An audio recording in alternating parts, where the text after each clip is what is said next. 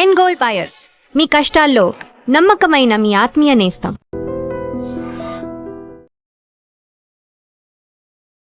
నమస్తే వెంకటేశ్వర గారు. నమస్తే తల్లి. ఓం నమో వెంకటేశాయ. వెంకటాద్రి సంస్థానం బ్రహ్మాండే నాస్తికించిన వెంకటేశ సమోదేవో నా భూతో నా భవిష్యతి.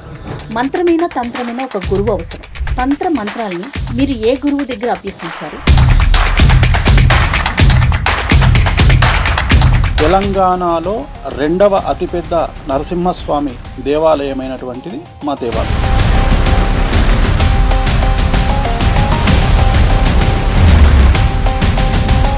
వామాచారం కావచ్చు, లేకపోతే కామాఖ్య అమ్మవారు కావచ్చు, ఇవన్నీ ప్రచారంలోకి రావటానికి కొంత వేణుస్వామి కూడా ఒక కారణం. వారి వెనకాల కష్టం చూసి వేణుస్వామి ఏం చేశారు? వాళ్ళకు ఉండే కష్టాలను చూసి మిరాయి సినిమా ప్రారంభం చేసినప్పటి నుండి రిలీజ్ అయ్యే వరకు మంచు మనోజ్ కాంట్రవర్సీలో ఉన్నది.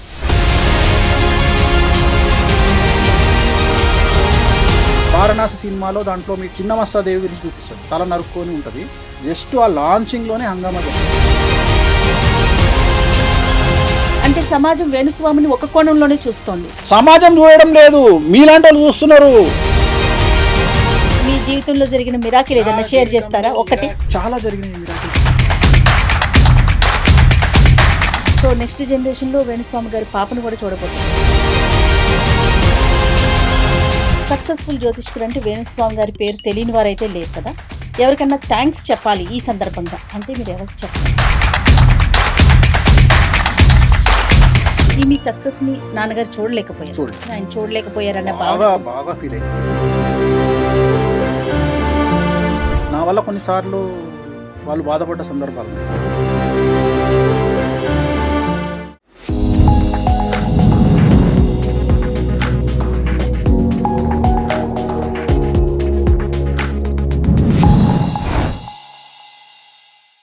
Welcome to I dream media. సమాజంలో ఉన్న సెలబ్రిటీస్, ముఖ్యంగా రాజకీయ సినీ రంగానికి చెందిన వారికి సంబంధించి వారు ఏం మాట్లాడినా ఏం చేసినా ప్రజల్లో ఏదో ఒక ప్రశ్న మిగిలిపోతూనే ఉంటుంది. దాన్ని ఎలా అడగాలి, ఎలా సంధించాలి, ఇలాంటి ప్రశ్నలు కూడా సామాన్యులకి వస్తూనే ఉంటాయి. ఈరోజు ఈ ప్రత్యేకమైన కార్యక్రమంలో ప్రముఖ సెలబ్రిటీ అనే చెప్పొచ్చు నేను, జ్యోతిష్యులు వేణుస్వామి గారు ఉన్నారు. నమస్తే వేణుస్వామి గారు. నమస్తే తల్లి. ఓం నమో వెంకటేశాయ. వెంకటాద్రి సంస్థానం బ్రహ్మాండే నాస్తికించిన వెంకటేశ సమోదేవో నా భూతో నా భవిష్యతి. చాలా సంతోషం. ఎప్పటి నుంచో నా కెరీర్లో ఒక్కసారి మీతో మాట్లాడాలి, మీతో ఇంటర్వ్యూ చేయాలని ఒక కోరిక ఉండిపోయిందండి. ఒకసారి ఈ రోజు నెరవేరింది. చాలా సంతోషంగా అనిపిస్తోంది పర్సనల్గా.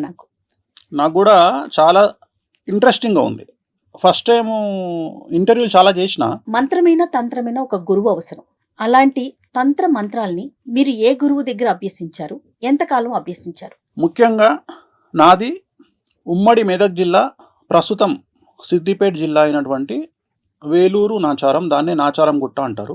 తెలంగాణలో రెండవ అతిపెద్ద నరసింహస్వామి దేవాలయమైనటువంటిది మా దేవాలయం. అయితే మా దేవాలయం ప్రత్యేకత ఏమిటి అంటే, మా దేవాలయంలో క్షుద్ర పూజల నివారణ అనేటువంటిది చాలా ప్రముఖమైనటువంటిది. జనరల్గా ప్రయోగం జరుగుతుంది ఎవరి మీదనైనా, అది చేతబడి, బాణామతి, లేకపోతే ఇంకొక సత్క, చాలా రకాలు ఉంటాయి ప్రయోగాలలో. వాటిని తీర్చివేయడం అనేటువంటిది, అంటే తీసివేయడం అనేటువంటిది మా దేవాలయం యొక్క ప్రాముఖ్యత. జనరల్గా మాకు అన్ని నదులు తూర్పు నుండి పడమరకు పారితే, మాది పడమర నుండి తూర్పు నుండి పడమరకు పారేటువంటి నది, దాని పేరు హారిద్రా నది. సో జనరల్గా ఏం జరిగేదంటే, అమావాస్యకు అక్కడ ఈ ప్రయోగాలు తీసేవాళ్ళు. తీసేసి ఏం చేసేవాళ్ళు అంటే, ఒక చాటలో ఒక పట్టు చీర, బంగారు గాజులు, డబ్బులు పెట్టి అట్లా తీసేసి అది అక్కడ పెట్టేవాళ్ళు. ఎవరైతే దాన్ని తీసుకుంటారో వాళ్ళకి అది అంటుకుంటుంది. సో ఇప్పుడు మనం చూస్తుంటాం, 3 కూడళ్ళు ఉన్న దగ్గర మనకు రాత్రిపూట కొబ్బరికాయలు, కోడిగుడ్లు, ఇవన్నీ మనం చూస్తుంటాం. నిమ్మకాయలు అనేవి నార్మల్, అవి పనిచేయవు. కోడిగుడ్లు కానీ, రెడ్ కలర్ అన్నం కానీ, అట్లా కొన్ని చూస్తుంటాం మనం. సో వాటిని సత్కలు అంటారు. చాలా సింపుల్గా మనం మాట్లాడుకుంటాం, కానీ దాని మించి మన కారు వెళ్ళినా అది మనకు అంటుకుంటుంది.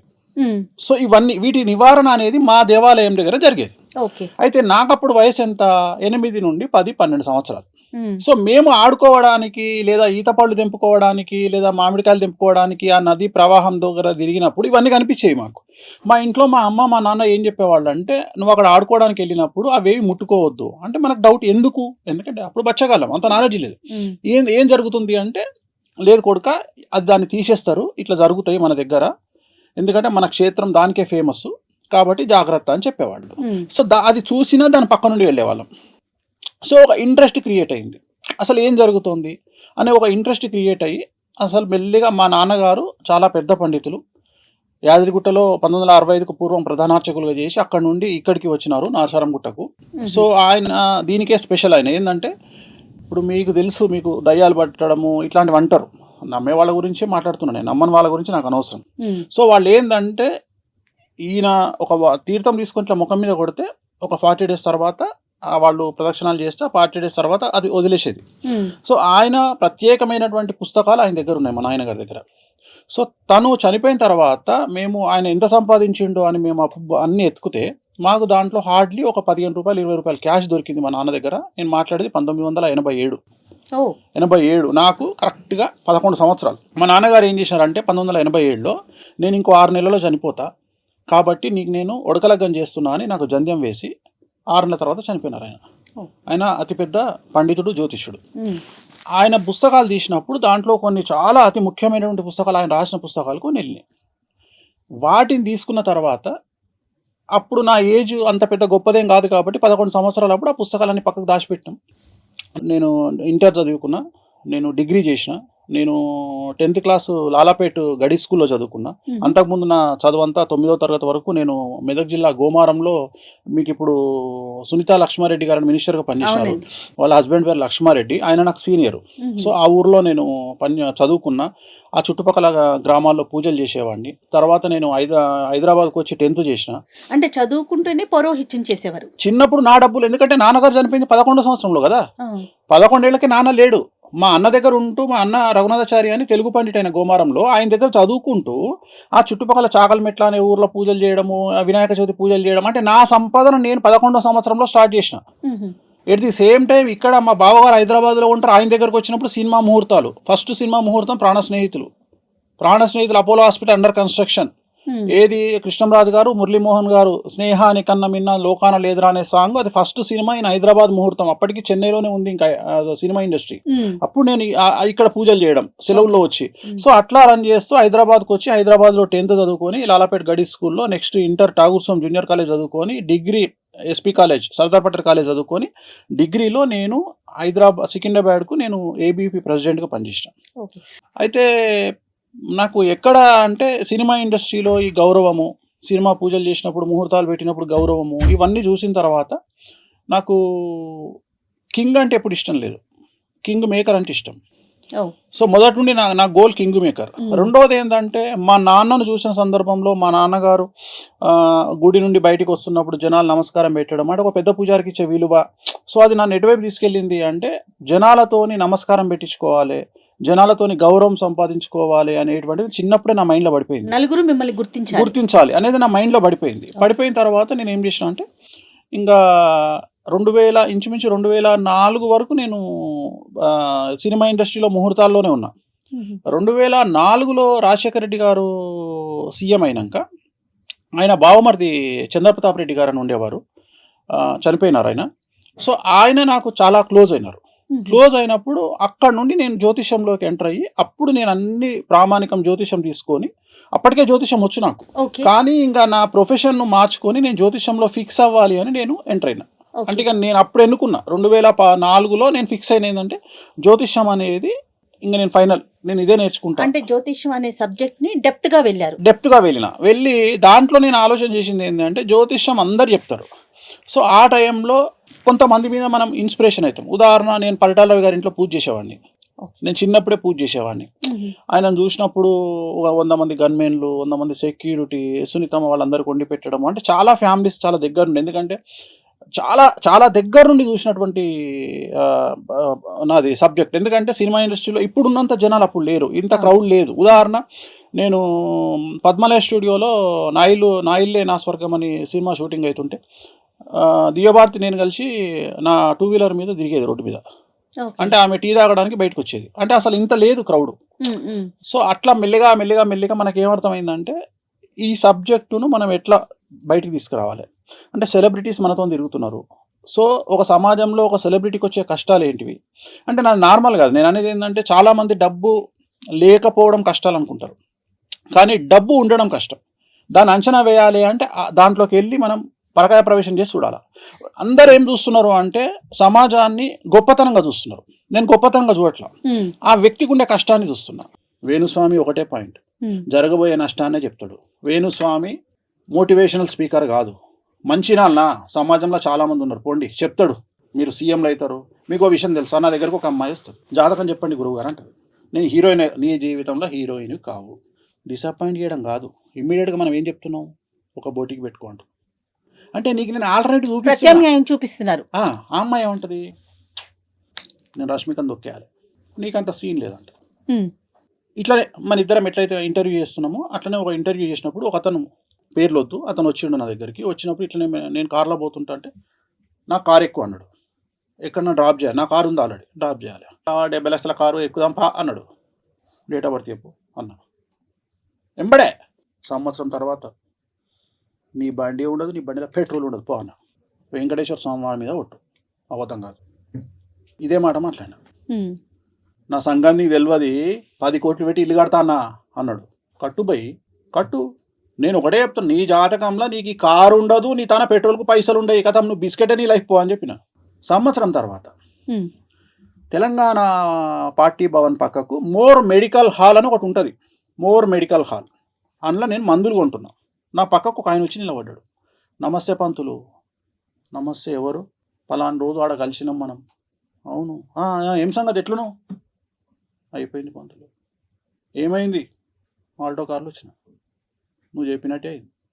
అది వేణుస్వామి. గురుగారు, ఇప్పుడు వామాచారం కావచ్చు, లేకపోతే కామాఖ్య అమ్మవారు కావచ్చు, ఇవన్నీ ప్రచారంలోకి రావటానికి కొంత వేణుస్వామి కూడా ఒక కారణం.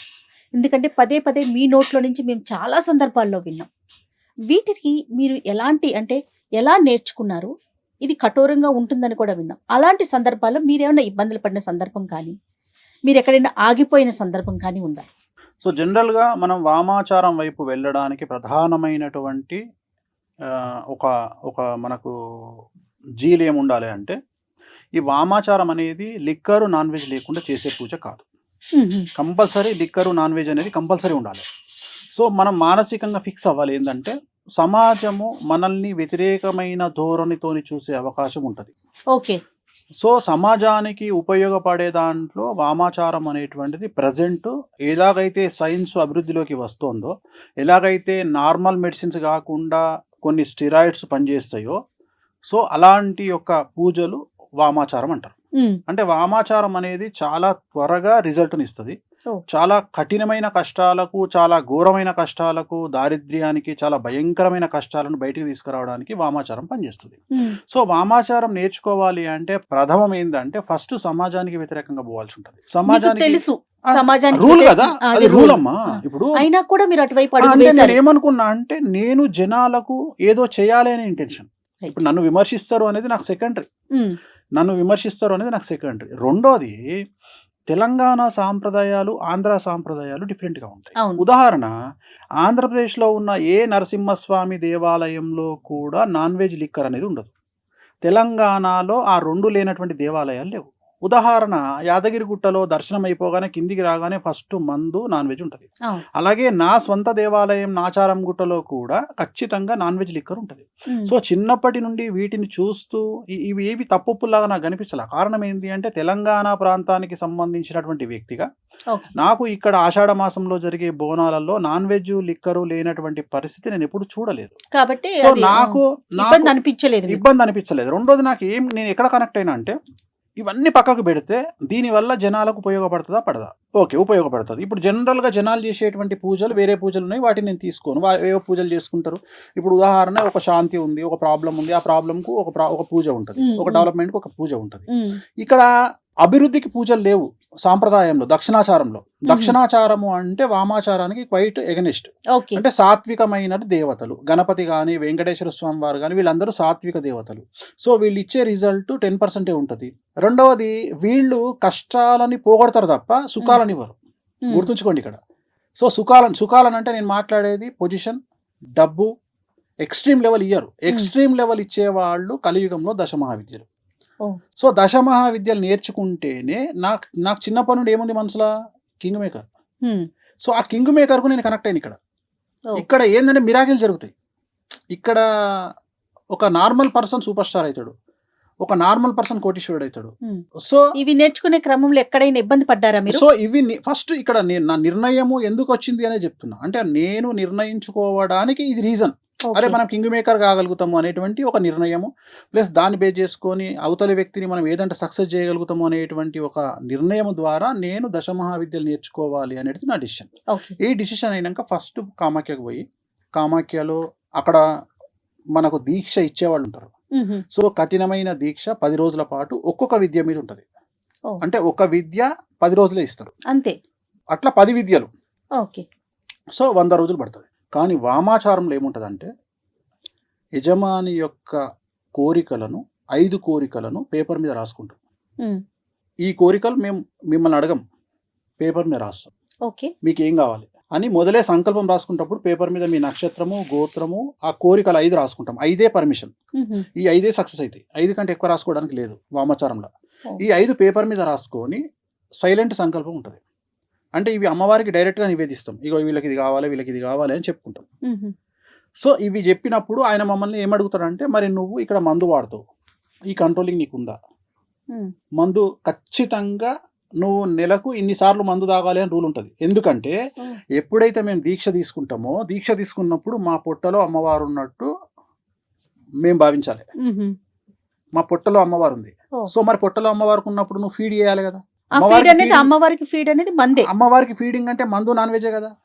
ఆ నాన్ వెజ్ లో కూడా మటన్ అనేది మస్ట్ కదా.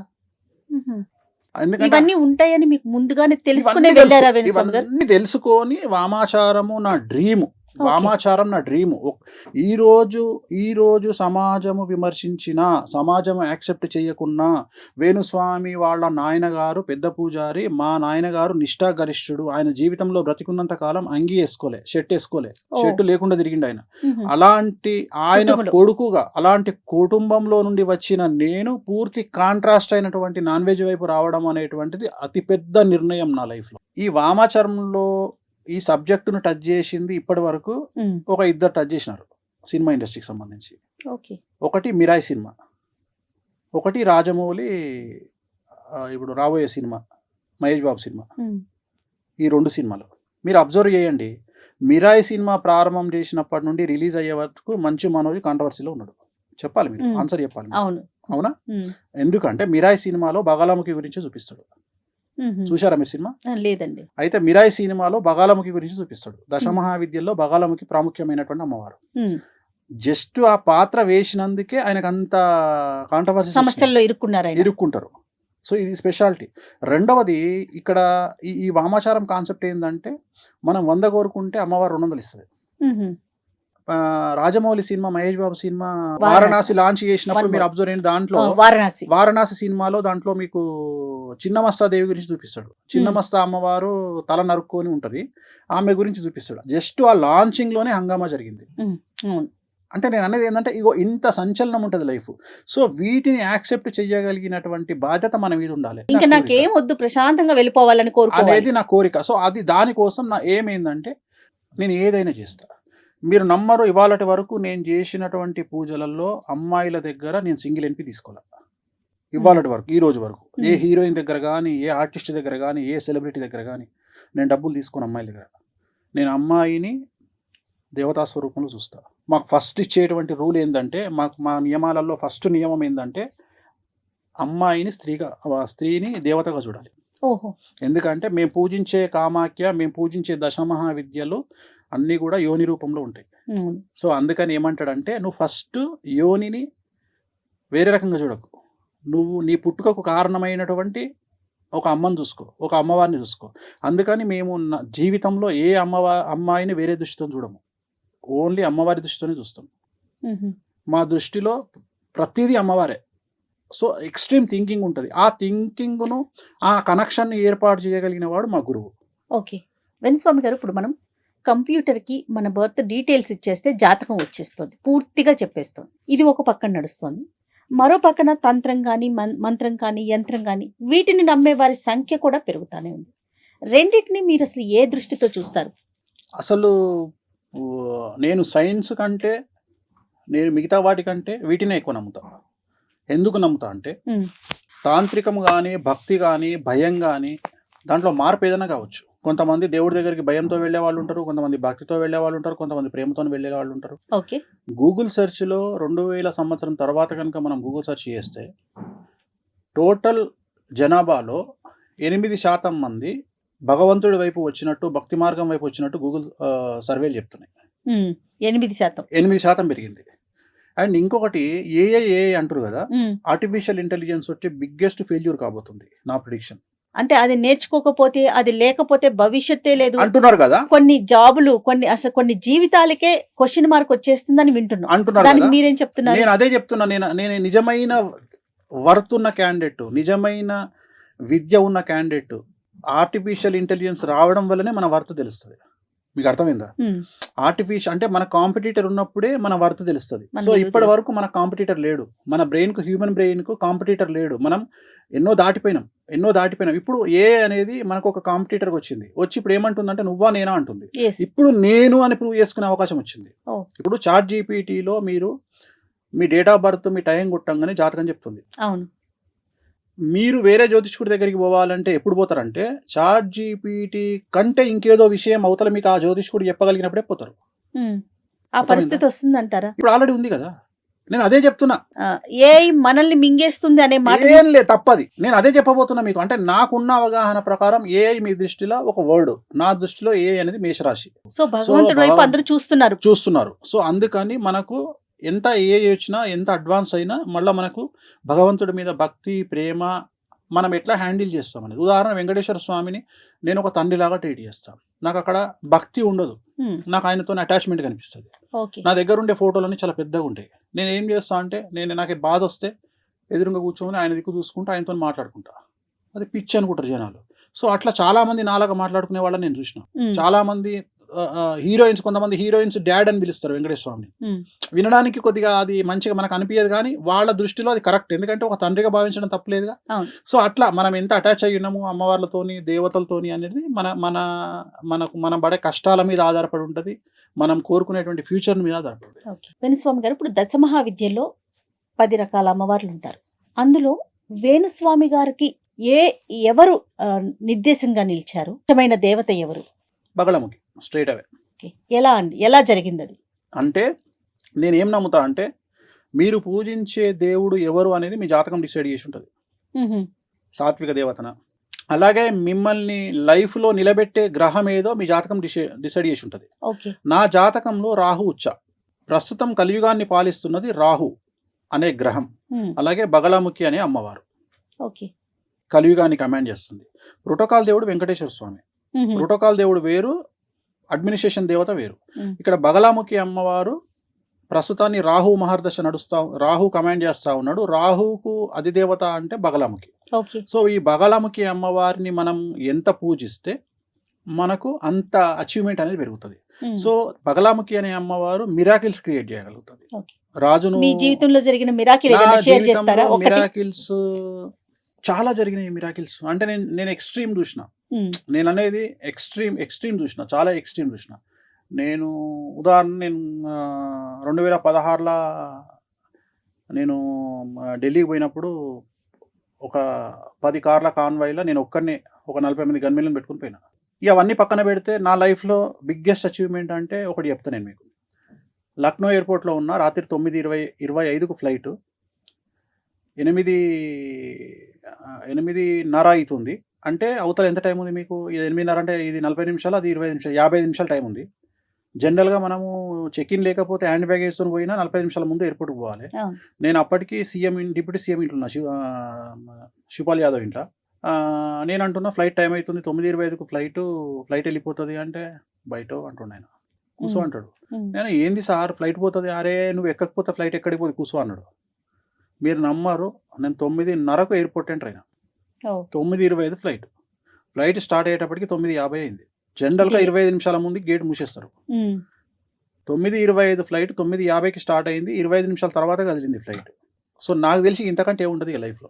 అంటే నేను అనేది మన కోసం ఫ్లైట్ ఆపడం అనేది ఇక అది ఎక్స్ట్రీమ్ ఇక లైఫ్లో. ఓకే, ఇంత ఎక్స్ట్రీమ్ చూసారు కదా, ఇంత సాడ్ మూమెంట్ ఏదన్నా చూసారా?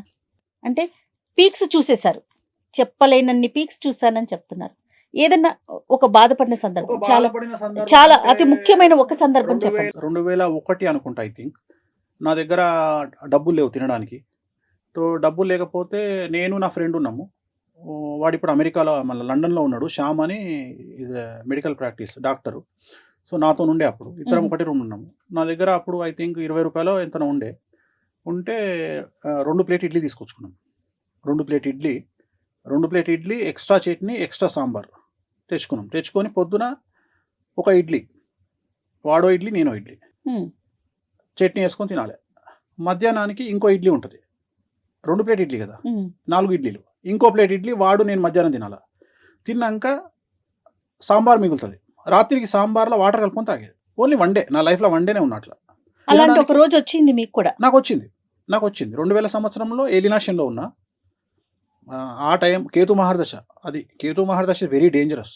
ఓకే, కేతు మహర్దశ అంటే ఏంటంటే మనకు లెసన్ నేర్పించడానికి వచ్చి ఇవన్నీ గ్రహాలన్నీ కూడా చాలా మంది కష్టాలు కాదు. వేణుస్వామి గారు ఇప్పుడు అంత బాధని అనుభవించారు కదా, ఒక జ్యోతిష్యుడిగా మహావిద్యలు నేర్చుకున్న ఒక వ్యక్తిగా ఇది వస్తుంది, దీనికి రెమెడీ, దీన్ని మనం తప్పించుకోవాలి, అలాంటి ప్రయత్నాలు ఎప్పుడు చేయరా? అన్ని ప్రయత్నాలు చేస్తా కాబట్టి నా తల మీద పడాల్సింది నా కాలు మీద పడుతుంది. ప్రయత్నం అయితే చేస్తారు అన్ని. ఇప్పటికీ కూడా నేను చెప్పదలుచుకున్న పాయింట్ ఏంటంటే గుడ్డును ఎవరు ఆపలేరు, మనకు జరగబోయే మంచిని ఎవరు ఆపలేరు. ఓకే, చెడును ఆపొచ్చు. చెడును 2 రకాలుగా ఆపొచ్చు. 12% మన బిహేవింగ్ ద్వారా ఆపుకోవచ్చు, 88% అమ్మవార్లను పూజించడం ద్వారా ఆపుకోవచ్చు. సూపర్. 12% మన ప్రయత్నం ఏంది అంటే, ఒక వ్యక్తి మనల్ని కొట్టడానికి వచ్చినప్పుడు నువ్వు ఓవర్ యాక్టింగ్ చేస్తే ఆ దెబ్బలు 100 కొట్టిపోతాడు. నువ్వు 12% నీ ప్రయత్నం ఏంటంటే వాని కాళ్ళ వేళ్ళ పడడం వల్ల వాడికి నీ మీద కనికరం వచ్చి వాడు కొట్టాలనుకున్న 100 దెబ్బలలో 50 కొట్టకుండా వెళ్ళిపోతాడు. అది 12%. మిగతా అసలు వాడికి ఆ ఉద్దేశమే కలగకుండా చేయడం అమ్మవార్లను పూజించడం. సో ఈ 88% అమ్మవారి చేతిలో ఉంటుంది, 12% మన చేతిలో ఉంటుంది. అమ్మవారిని కొలవటానికి కానీ కొలవడానికి అర్హత లేదు, దర్శించడానికి అందరు చేసుకోవచ్చు, పూజించడానికి అర్హత లేదు. ఇక్కడ రూల్ ఏంటంటే, ఉదాహరణ ఇప్పుడు మీరు వారాహి అని ఉంటారు. వారాహి అమ్మవారికి ఒక రూల్ ఏంటంటే, మేక రక్తముతోటి అన్నం కలిపి అమ్మవారికి నైవేద్యం పెట్టాలి. జనరల్గా సాత్విక దేవతలలో మీకు కొన్ని రూల్స్ ఉంటాయి. సాత్విక దేవతలు అంటే గణపతి ఇంట్లో పూజ చేస్తారుగా మీరు. అవును. సువర్ణ అక్షతాం సమర్పయామి, సువర్ణ యజ్ఞోపవీతం సమర్పయామి అంటాడు. అంటే నువ్వు వేసే అక్షతలు బంగారు అక్షతలు, నువ్వు వేసే దారంతో వేసేటువంటి ఈ యజ్ఞోపవీతం బంగారం దనుకో అని నువ్వు ఇక్కడ చెప్తున్నావు. వామాచారంలో అవి నడవవు. ఏది పెట్టాలనో అదే పెట్టాలి. అరటిపండు పెట్టి బంగారు పుష్పం నడవదు. ఏది పెట్టాలనో అది పెట్టాలి. వారాహి అమ్మవారు ఉంది, మేక రక్తంతో అన్నం కలిపి పెట్టాలి అంటే అదే పెట్టాలి. మనోళ్ళు ఏం చేస్తారు, కుంకుమ నీళ్ళు వేసి పెడతారు. ఇగో ఇవి తప్పు. రూల్ ఏంటంటే నువ్వు అమ్మవారికి ఏమి ఇవ్వాలనో అది ఇవ్వాలి. ఇప్పుడు ఏం చేయాలో అది చేస్తారు. ఆచార వ్యవహారాలను ఖండించగలిగినటువంటి నాలెడ్జ్ మనకు లేదు. కొన్ని వేల సంవత్సరాల నుండి వస్తున్నటువంటి ఆచారాలను వ్యతిరేకించేంత సినిమా మనకు లేదు. ఆమెకు ఏం కావాలనో అది ఇయ్యాలి, మనకి ఏం కావాలనో అది తీసుకోవాలి. అంతేగాని నేను అన్ని ఆల్టర్నేటివ్ చేస్తా. చాలా మంది మేము నాన్ వెజ్ తినమండి, మేము సాత్వికంగా చేస్తామండి. చేసుకో, రిజల్ట్ వేరే వస్తుంది. నువ్వు సాత్వికంగా చేసుకోవాలనుకున్నప్పుడు గణపతి పూజ చేసుకో, ఇంకో హోమం చేసుకో, ఇటువైపు రాకు. ఇక్కడ ఇదే ఇవ్వాలి. ఇప్పుడు ఉదాహరణ తెలంగాణలో రెడ్డిసో ఇంకెవరో దాన్ని ఏమంటారు, డిన్నర్ పెట్టిరు అనుకుందాం. సపోజ్ డిన్నర్ పెట్టి మీల్ మేకర్ పెట్టి మటన్ అంటే వాడు ఊకుంటాడా? అదే మీల్ మేకర్ గంట అనుకుని కొడతాడు. సో నువ్వు ఏది పెట్టాలని అంటే తినటానికి తెలుసు కదా, ఇది మీల్ మేకర్ మటన్. అట్లనే అమ్మవారు నువ్వు మనుషులనే మోసం చేయలేవు, అమ్మవారిని ఎట్లా మోసం చేస్తావు? ఎవరికి ఏం చేయాలో అదే చేయాలి. సెలబ్రిటీ జ్యోతిష్యులు మీరు కదా, మీ తర్వాత అంటే ఈ విద్యని నేను కొంతమందికి అందించాలి, మీ శిష్యుల్లాగా ఉండాలి, వేణుస్వామి పేరు నిలబెట్టాలి, అలాంటి వారిని ఎవరినైనా మీరు తయారు చేస్తున్నారా? ఉన్నారు, ఒకళ్ళిద్దరు నేర్చుకుంటున్నారు, ఒక ఇద్దరు అమ్మాయిలు నేర్చుకుంటున్నారు మీ దగ్గర నా దగ్గర నేర్చుకుంటున్నారు. ఆల్రెడీ వాళ్ళు సెలబ్రిటీలు, చాలా పెద్ద సెలబ్రిటీలు, అంటే ఫైనాన్షియల్ సెలబ్రిటీలు, ఓకే. అంటే రాజభోగులు వాళ్ళు, అంటే బాగా డబ్బులుండి, బాగా ల్యాండ్ లార్డ్స్ ఉండి అట్లా. ప్లస్ మా పాప కూడా నేర్చుకుంటుంది. సో నెక్స్ట్ జనరేషన్ లో వేణుస్వామి గారి పాపను కూడా చూడబోతాం. యా, డెఫినెట్ గా. వేణుస్వామి గారు, నమ్మకం వేరు, మూఢనమ్మకం వేరు. దీనికి ఉన్న డిఫరెన్స్ ని మీరు ఎలా మాట్లాడతారు? మనల్ని ముందుకు తీసుకెళ్లేది నమ్మకం, మనల్ని ఆపేది మూఢనమ్మకం. ఎక్కడైతే మనల్ని ఆపేస్తుందో అది మూఢనమ్మకం. అది మూఢనమ్మకం. ఆపేది మనకొద్దు. నేను అమావాస్య నాడు కారు కొన్నా, నా ఫస్ట్ కారు షోరూమ్ నుండి అమావాస్య నాడు కొన్నా. సో ఇక్కడ నేను అనేది ఏంటంటే, చాలా మందికి తెలియని ఒక విషయం చెప్తా. నలుపు దేనికి సంకేతం? చెడు అనుకుంటారు సాధారణంగా, జనరల్గా శనికి అనుకుంటారు, కాదు, నలుపు రాహుకు సంకేతం. కానీ మనం నలుపును శనికి అంటగట్టి మనం కూర్చున్నాం. మీరు అబ్జర్వ్ చేస్తే ప్రపంచంలోని సెలబ్రిటీలు, ఇండియాలోని సెలబ్రిటీలు అందరూ వేసుకునే బట్టలు నలుపు, వాళ్ళ కార్లన్నీ నలుపు, సీఎంల కార్లు నలుపు, మినిస్టర్ల కార్లు నలుపు. ఎందుకు అంటే రాహువు, వాళ్ళ స్థాయికి రావడానికి ప్రత్యేకమైనటువంటిది రాహు. సో జనరల్గా కొన్ని కార్లు, కొన్ని కంపెనీ కార్లు కానీ, బట్టలు కానీ మనం జాతకాన్ని విశ్లేషించి ఈ బట్టలు వేసుకుంటే బాగుంటుంది. కొంతమందికి నలుపు వద్దని చెప్తాం 90% జనాలకు, కొంతమంది నలుపు వేసుకోమని చెప్తాం. ఎవరికైతే రాహు ఉచ్చలో ఉంటాడో వాళ్ళని నలుపు వేసుకోమని చెప్తాం. వాళ్ళు నలుపు వేసుకోగానే వాళ్ళకు విపరీతంగా యోగిస్తుంది. అంటే జాతకం ప్రకారమే మన జీవితం నడుస్తుంది అంటారు ముందుకి. 100%. మన జాతకంలో మనం పుట్టినటువంటి మన లగ్నాన్ని బేస్ చేసుకొని మన లైఫ్ డిసైడ్ అయ్యి ఉంటుంది. ఓకే, మన లైఫ్ ఆల్రెడీ డిసైడ్ అయ్యే మనం వచ్చినాం. వేణుస్వామి గారు, ఇంత సక్సెస్ ని చూసారు. సక్సెస్ఫుల్ జ్యోతిష్కుడు అంటే వేణుస్వామి గారి పేరు తెలియని వారైతే లేరు కదా. ఎవరికన్నా థ్యాంక్స్ చెప్పాలి ఈ సందర్భంగా అంటే మీరు ఎవరికి చెప్తారు? నా లైఫ్లో నా వైఫ్, నా పాప ఇద్దరికి. ఎందుకంటే నా వల్ల కొన్నిసార్లు వాళ్ళు బాధపడ్డ సందర్భాలు ఉన్నాయి. ఇప్పుడు నా వైఫ్ ఉంది, తను పెద్ద మ్యూజిషియన్, భారతదేశంలోనే తనకు మంచి పేరు వచ్చింది, చాలా పెద్ద. సో నేను ఒక్కొక్కసారి ఫీల్ అవుతుంటా, నా వల్ల తను ఏమైనా ఇబ్బంది పడుతుందేమో అని. రెండోది, నేను అగ్రెసివ్ క్యారెక్టర్. అంటే జనరల్గా నాది ఎంత అగ్రెసివ్ అంటే, నన్ను ఎవడన్నా టార్గెట్ చేస్తే 10 నిమిషాల తాడోపేడ తెలుసుకుందాం అనే రకం నేను. అంటే నేను ఎగ్జాంపుల్ చెప్తా. ఇప్పుడు దావూద్ ఇబ్రాహిం ఉన్నాడు, నా దృష్టిలో దావూద్ ఇబ్రాహిం అనేటోడు కొనికిస్క కొట్టాం నా దృష్టిలో. అంటే నేను అనేది ఏంటంటే, చంపడం అనేది పెద్ద నిర్ణయం తప్ప దానికి సంబంధించిన ప్రాపగండ చేయడం, ఇప్పుడు చంపడం అనేది పెద్ద విషయం కాదు. వాడు గన్నుతో కాలుస్తాడు, కత్తితో పొడుస్తాడు, గొంతు బిసుకుతాడు. సో నేను అనేది ఏంటంటే, ఈ డాన్లు లేకపోతే ఎదుటి వ్యక్తి ఎంత పెద్ద తోపైనా ఐ డోంట్ కేర్. సో కొన్ని సందర్భాల్లో నా వైఫ్, మీరు ఇంత సైలెంట్గా ఎండుకుంటున్నారు, మీరు మీ ఒరిజినల్ అగ్రెసివ్ కదా, మీరు అటాక్ చేయండి, మీరు తలుచుకుంటే ఏదైనా చేయగలుగుతారు అంటే, ఇక్కడ నేను ఎంచుకున్న మార్గం వేరే ఉంది కదా, వామాచారం. నేను చేయలేను అనేది నేను తలుచుకుంటే పూజలతోనే చేస్తా, అవసరం లేదు అనే కండిషన్ తనకు అప్లై చేసి, తనకు అర్థం చేసి, సో తను అర్థం చేసుకున్నందుకు, అలాగే నేను పడే బాధలను తను భరిస్తున్నందుకు నేను థ్యాంక్స్ చెప్పుకోవాలంటే నా వైఫ్కి చెప్పుకుంటా. సో ఈ జనరేషన్లో 20 సంవత్సరాల పాప ఇంత అగ్రెసివ్గా, ఇంత సమాజము ఇంత టార్చర్ పెడుతుంటే, లేకుంటే కావాలని ఒకళ్ళిద్దరు నన్ను మీద దాడి చేస్తున్నప్పుడు నా పాప అర్థం చేసుకుంటుంది, నాకు సపోర్ట్గా నిలబడుతుంది అనుకున్నప్పుడు తనకు థ్యాంక్స్ చెప్పుతా. అన్నిటికంటే ముఖ్యమైందంటే, నన్ను టార్గెట్ చేస్తూ, నన్ను విమర్శిస్తూ, ప్రతిరోజు నా బ్రెయిన్ యాక్టివ్గా ఉండడానికి తోడ్పడుతున్న నా విమర్శకులందరికీ థ్యాంక్స్ చెప్తా. సమాజాన్ని మీరు ఏ దృష్టితో చూస్తారు గురుగారు? ఎందుకంటే తిట్టేవారు ఉన్నారు, పొగిడేవారు ఉన్నారు, లాభపడే ఉన్నారు, అంటే పాజిటివ్, నెగిటివ్, అట్లా మీరు ఏ కోణంలో చూస్తారు? సమాజంలో జనాలు ఎప్పుడు అమాయకులే. మోసగాడు కూడా అమాయకుడే, మోసం చేసేవాడు కూడా అమాయకుడే. మోసం చేయడము జాతకం మీద ఆధారపడి ఉంటుంది, మోసపోవడము జాతకం మీద ఆధారపడి ఉంటుంది. సో ప్రతి ఒక్కళ్ళు బలి ఇవ్వబడే వాళ్ళే. కానీ it will take time. First ఒక వ్యక్తి ఏమనుకుంటాడంటే, నేను వీని మోసం చేసిన, నేను సక్సెస్ అనుకుంటాడు. కానీ మోసపోయిన వాడు నమ్మిండు, ఆ నమ్మకం వల్ల మోసం చేసిన వాడికి అవకాశం దొరికింది. వీడి లెవెల్లో వీడెవరినో నమ్ముతాడు, వీడు మోసపోతాడు. సో ప్రతిదీ సమాజాన్ని నేను జ్యోతిష్యమైన కోణంలోనే చూస్తా తప్ప వ్యక్తిగతమైనటువంటి కోణములో నేను చూడను.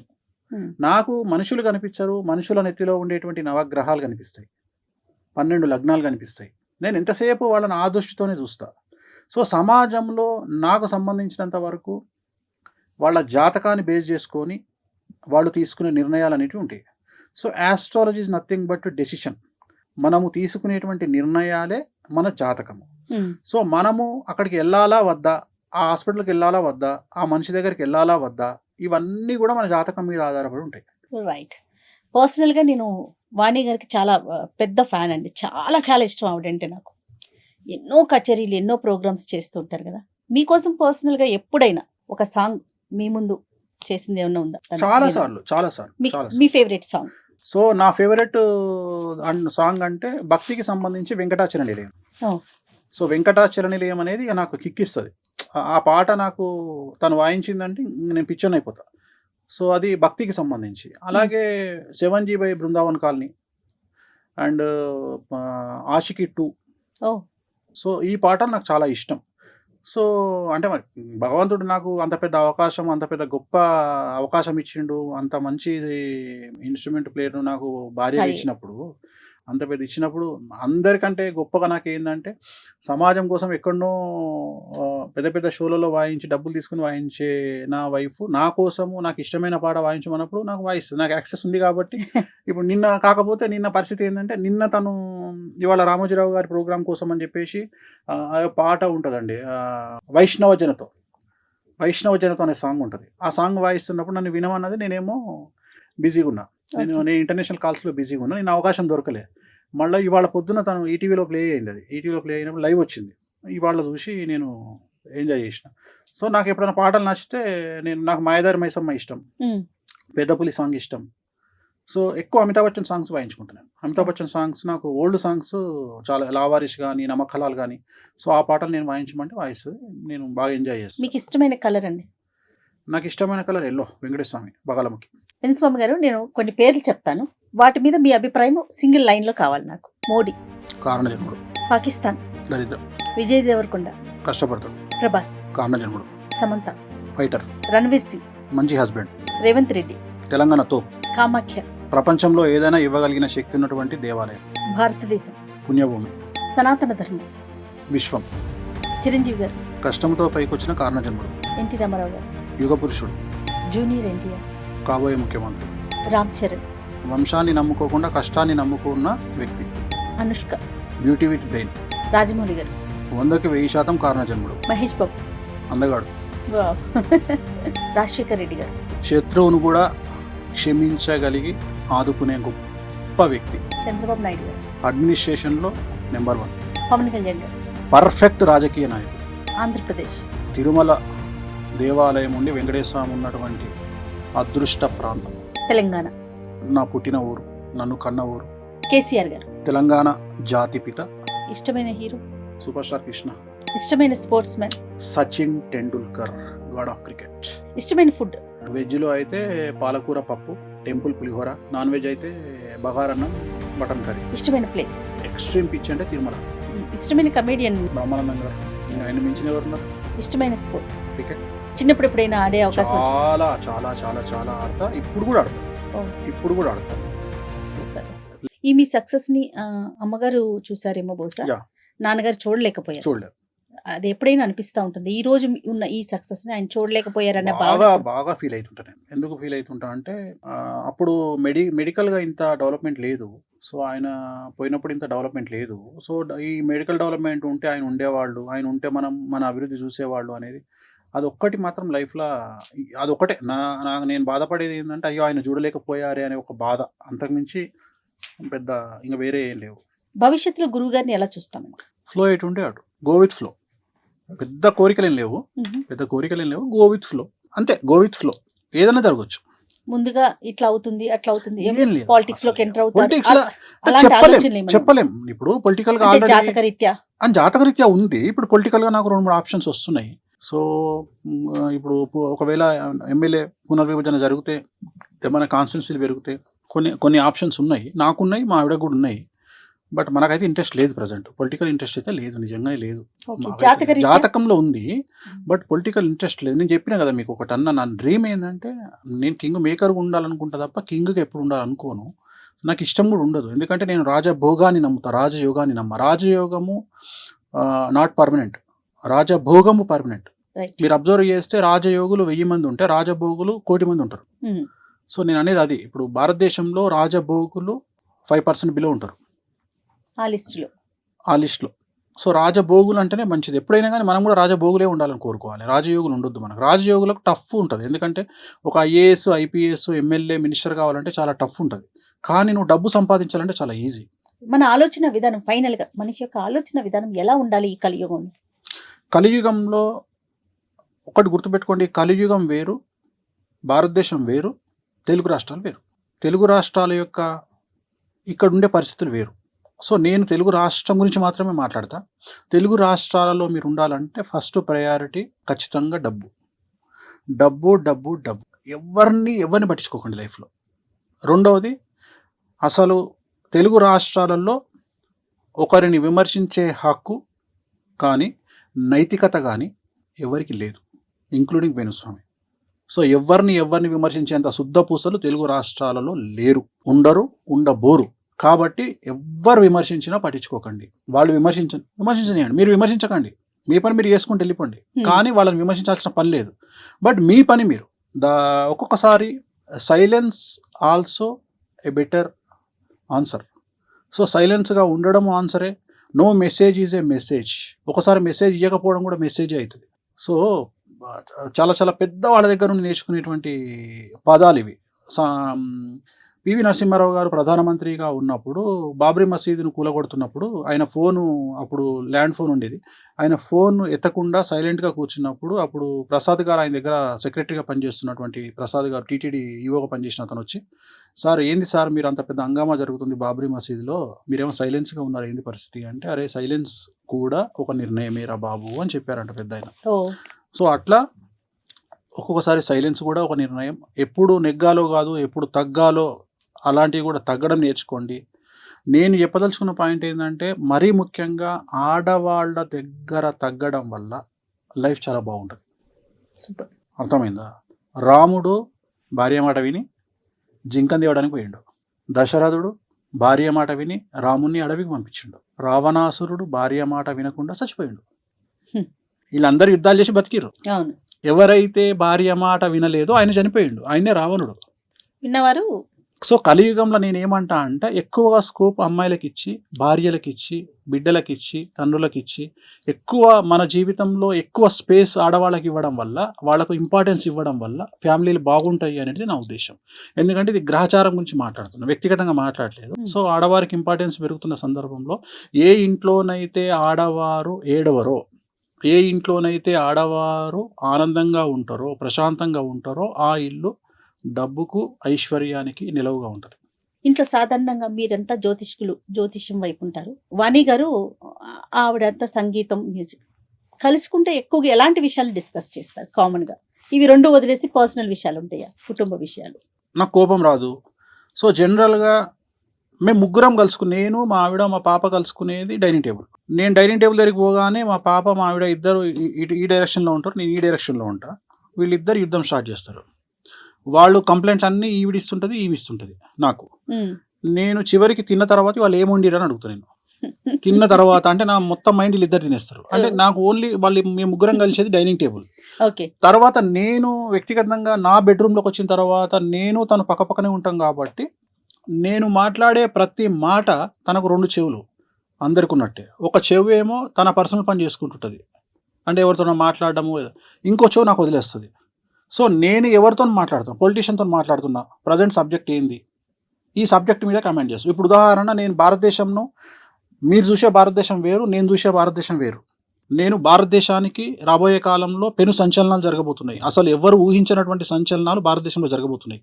ఆర్థికంగా పెట్రోలు, డీజిలు, డబ్బు, సో డాలర్ మారకం. ఎందుకంటే ఇప్పుడు డాలర్ మారకం అంటే సామాన్యమైన జనాలకు తెలియదు.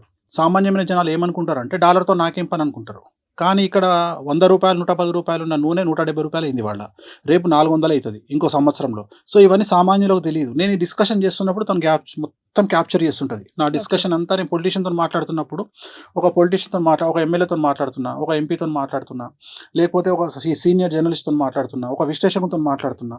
సో వాళ్ళతో మాట్లాడుతున్నప్పుడు అవన్నీ క్యాప్చర్ చేసుకుంటుంది. చేసుకొని తను తర్వాత నన్ను క్వశ్చన్ చేస్తుంది, మీరు ఇది అన్నారు కదా, సో దీనికి ఏంది అంటే, మీరు ఒక మాట అన్న, తను వీణ వాయిస్, తను వీణ కంటే కూడా చాలా పెద్ద విశ్లేషకురాలు. తను చాలా చాలా చాలా విశ్లేషణ చేయగలుగుతుంది. సో నా దగ్గర నుండి ఇన్ఫర్మేషన్ తీసుకొని తను ఎవరి దగ్గర ఉన్న దాన్ని మాట్లాడడానికి వాడుతుంది, లేదా ఇంకొద్దిగా ఇన్ఫర్మేషన్ క్యాప్చర్ చేయడానికి పనిచేస్తుంది. ఎక్కువ డిస్కషన్ అంటూ మాకు ఉండవు. మాకు జనరల్గా నేను చాలా సీక్రెసీ మెయింటైన్ చేస్తాను. అంటే నా క్లయింట్లకు సంబంధించిన విషయాన్ని నా భార్య దగ్గర కూడా మాట్లాడాలి. అంటే జనరల్గా నన్ను అందరూ ఏం ఆలోచిస్తారంటే నేను ఏదున్నా మీడియాలో మాట్లాడతా అనుకొని ఆలోచించే జనాలు ఉంటారు నా గురించి. కానీ నేను 90%, 99% నా క్లయింట్ల సీక్రెట్ నేను మెయింటైన్ చేస్తాను. చాలా మందికి ఆ విషయం తెలియదు. అందుకనే నన్ను నమ్మి చాలా పెద్ద పెద్ద వాళ్ళు వస్తారు నా దగ్గరికి. బ్యూరోక్రాట్లు వస్తారు నా దగ్గరికి, జడ్జిలు వస్తారు, హైకోర్టు జడ్జిలు వస్తారు. సో చాలా పెద్ద వ్యక్తులు వస్తారు. ఎందుకంటే వాళ్ళకి సంబంధించిన సీక్రెట్స్ చాలా ఎక్స్ట్రీమ్ ఉంటాయి, చాలా పెద్ద. ఎందుకంటే నన్ను నమ్మి నా సీక్రెట్స్ను నాతో షేర్ చేసుకుంటారు వాళ్ళు. ఎందుకంటే డాక్టర్ లాంటి వాడిని నేను. సో డాక్టర్ దగ్గరికి పోయి మనం ఎంత సీక్రెట్లు మాట్లాడుకుంటామో, ఒక ఆడిటర్తో ఎన్ని సీక్రెట్లు మాట్లాడతామో, అట్లా నా దగ్గరకు వచ్చి అన్ని విషయాలు అంత ఓపెన్గా ఉంటారు. అలాంటి వాళ్ళకు నమ్మకాన్ని ఇవ్వాల్సిన బాధ్యత నా మీద ఉంటుంది. కాబట్టి నేను ఈవెన్ నా భార్యతో కూడా షేర్ చేసుకోను. ఏదైనా టాపిక్ ఉంటే ఎంటర్టైన్మెంట్ టాపిక్ ఎక్కువ, చాలా వరకు మజాక్ చేయడము, జోకులు వేయడము. అంటే నన్ను చూస్తే ఇట్లుంటాడా వేణుస్వామి అనుకోరు ఎవరు. చాలా డిఫరెంట్గా ఉంటాను నేను ఇంట్లో. అంటే టైం దొరికేది అంత. ఎందుకంటే మ్యాక్సిమం నేను నైట్ నేను ఇంట్లో నా టైము 9కి స్టార్ట్ అయితే నెక్స్ట్ డే మార్నింగ్ 9 వరకు. ఈ 9లో రాత్రి 9 నుండి 12:30 వరకు నేను మేల్కుంటా. ఈ 12:30 వరకు నాకు ఇంటర్నేషనల్ కాల్స్ వస్తూనే ఉంటాయి. సో అమెరికా నుండి, ఆస్ట్రేలియా నుండి, న్యూజిలాండ్ నుండి, యూరప్ నుండి నేను కాల్స్ తీసుకుంటుంటా. దాంట్లో క్లయింట్స్ ఒక అమ్మాయి మాట్లాడుతుంది, ఒక అమ్మాయి లవ్ గురించి మాట్లాడుతుంది, ఒక అమ్మాయి మోసం చేసిన వాడి గురించి మాట్లాడుతుంది. సో జనరల్గా మనకు తెలుగు రాష్ట్రాల్లో మనోళ్ళు ఏమనుకుంటారంటే ఎన్ఆర్ఐ అనగానే మనోళ్ళు కొన్ని 100 కోట్లు సంపాదించిరేమో అనుకుంటారు. కానీ అమెరికాలో అంటూ క్రికెటర్ కూడా ఎన్ఆర్ఐ, లండన్లో లాటిన్ కట్టుకుంటాడు ఎన్ఆర్ఐ. వాడు కూడా ఫోన్ చేసి నాకు ఫీజు కూడా కట్టుకోలేని స్థాయిలో వాడు మాట్లాడుతుంటాడు. సో ఇవంతా తను గ్రాస్ప్ చేసి ఇవన్నీ తను మైండ్లో పెట్టుకొని తను ఎక్కడైనా వాడడానికి ప్రయోగిస్తుంది. సో మాకు ఇంతే తప్ప, అంటే సబ్జెక్ట్ పరంగా ఇన్ఫర్మేషనే తప్ప వేరే విషయాలు మాట్లాడుకునే అవకాశం మాకు ఉండదు. ఏదైనా ఉంటే నిర్ణయాల గురించి మాట్లాడుకుంటాం. ఇప్పుడు పలానా దగ్గర ప్రోగ్రామ్ వచ్చింది, చేయాలా వద్దా. ఉదాహరణ ఏదైనా ఒక దగ్గర వచ్చింది, ఏదైనా ప్రోగ్రామ్ వచ్చింది, చేయాలా. ఇప్పుడు యూఎస్ ఉంది, యూఎస్కి నేను వెళ్ళాలా వద్దా. వద్దు, అవసరం లేదు. యూఎస్కి పోవాలంటే 1 మంత్ ప్యాక్ అవుతుంది. ఇక్కడ ఆ 1 మంత్లో నువ్వు 10 ప్రోగ్రాంలు చేసుకోగలుగుతావు. ఇక్కడ ఇంత బిజీ పెట్టుకొని ఇప్పుడు నిర్ణయాలు. ఇంకోటి, చాలామంది నన్ను అడగకుండా చిన్న నిర్ణయం కూడా తీసుకోదు. ఎందుకంటే తను అనేది ఏంటంటే జ్యోతిష్యపరమైన అంశాలని జోడించి తనకు ఒక బెట్ ఉంది. తనకు బెట్ ఉంది. 2015లో నేను ఏం చెప్పినా అంటే, నువ్వు ఈ మీడియా యాంకరింగ్ ఇవన్నీ వదిలేసి సడన్గా వీణ వైపు వెళ్తావని చెప్పిన. అసలు నేను వీణనే ముట్టుకోక 10 ఏళ్ళు అయింది, నేను ఎట్లా పోతా వీణ వైపు. నువ్వు వీణ వైపు వెళ్తావు, వీణ అంటే నీ పేరు గుర్తొస్తుంది అని చెప్పిన. నేనన్న వీణ ఈ భారతదేశంలో వీణ అంటే నీకు పేజ్ ఉంటుందని చెప్పిన. నేను ఇంపాసిబుల్ అన్నారు. ఆర్టీసీ బస్సులో కూర్చొని ఏడవడం కంటే బిఎండబ్ల్యూలో కూర్చొని ఏడవడం బెటర్ అని. అట్లా సో జనరల్గా చాలా చాలా ఫన్నీగానే పోతుంది తప్ప అసలు వేరే డిస్కషన్లు, కోపాలు, తాపాలు అంత సీనే ఉండదు. ఎవరి పనిలో వాళ్ళు బిజీగా ఉంటాము, దొరికితే చాలు. ఎందుకంటే ఈ మధ్యన మరీ తను బిజీ అయిపోయింది, నాకు వారంలో ఒకరోజు దొరుకుతుంది అన్న. నేనే ఏం చేస్తాను, నేను ఇంట్లో ఎవరు లేకపోతే జంప్ అయ్యి నేను ఫామ్ హౌస్కి వెళ్ళిపోతాను. ఎందుకంటే పాప కూడా తనతో పాటే ఉంటుంది, తన డేట్లు చూసుకుంటుంది. సో ఇద్దరు బిజీ అయిపోయిండ్రు. సో అందుకని నేను మ్యాక్సిమం సో ఒక ఫన్ అట్మాస్ఫియర్ ఇంట్లో ఎప్పుడు నేను ఎక్కడున్నా అట్లనే ఉంటుంది. నేను ఎవరి దగ్గర ఉన్నా అంత కామెడీగా, అంటే ఈ ఆఫ్ స్క్రీన్ నేను డిఫరెంట్గా ఉంటా కొద్దిగా, ఆన్ స్క్రీన్ వేరే. నేను కెమెరా స్టార్ట్ కాగానే నాకు తెలియదు స్వామి ఏం చేస్తాడో అట్లా మాట్లాడతా. కానీ ఆఫ్ స్క్రీన్ నేను చాలా ఫన్నీగా, చాలా కూల్గా, చాలా ప్రశాంతంగా మాట్లాడుతూ ఉంటాను. అసలు అగ్రెసివ్నెస్ ఉండదు. Right. Thank you so much Venu Swamy గారు. ఎందుకంటే నో ఫిల్టర్ అనే కార్యక్రమంలో ఫిల్టర్ లేకుండా అన్ని చెప్పారని నేను అనుకుంటున్నాను. Thank you, thanks a lot. నమస్తే. And for more videos, Please subscribe to iDream. Please subscribe to iDream. Please subscribe iDream. And please subscribe to iDream. For more videos, subscribe to iDream. please like, share and subscribe to the channel. Congratulations, iDream. Subscribe to iDream. Subscribe to iDream. So subscribe to iDream Media. iDream team andarki huge congratulations. Please subscribe iDream Media. Please subscribe to iDream. Subscribe iDream. Please subscribe to iDream. iDream అంటే నా కళల ఛానల్ను subscribe చేసుకున్న నోరు తిరుగుతలేదు, మీరైతే గంట గుర్తు కొట్టండి. For more such videos, please subscribe to iDream. Subscribe to iDream. Please subscribe to iDream. Please subscribe iDream Media. Please do subscribe to iDream. Please subscribe to iDream Media. For best entertainment and information, please subscribe iDream. And don't forget to subscribe to iDream.